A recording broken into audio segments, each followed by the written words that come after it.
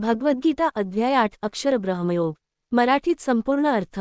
अध्याय 8 मध्ये श्रीकृष्ण आणि अर्जुन यांच्यातील संवाद आहे. या अध्यायात ब्रह्म, आत्मा, मृत्यूवेळी स्मरण आणि मोक्ष याबद्दल सविस्तर माहिती दिली आहे. अर्जुनाचे प्रश्न. श्लोक 1 ते 2.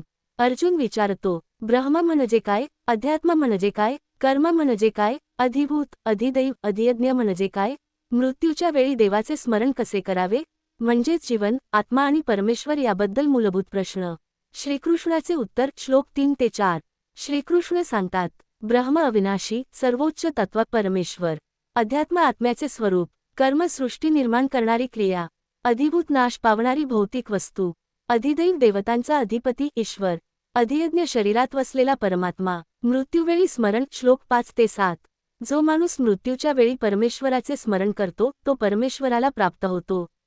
शेवटच्या क्षणी ज्या गोष्टीचा विचार करतो त्याच अवस्थेत जन्म मिळतो.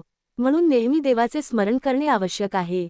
महत्त्वाचा संदेश. आयुष्यभर जसे विचार तसे शेवट आणि पुढचा जन्म. ध्यान व योग. श्लोक 8 ते 10. मन एकाग्र करून भक्तीने परमेश्वराचे ध्यान करावे. प्राण नियंत्रण करून योगाने मन ब्रह्मावर केंद्रित करावे. असे करणारा मनुष्य परमधाम प्राप्त करतो. ओमकाराचे महत्त्व. श्लोक 11 ते 13.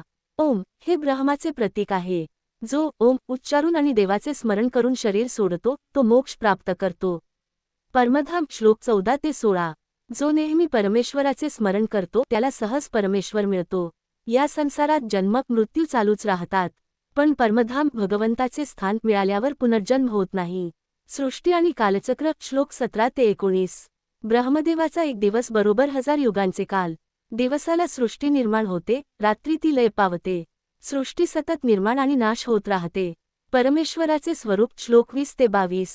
या सृष्टीच्या पलीकडे एक अविनाशी तत्व आहे.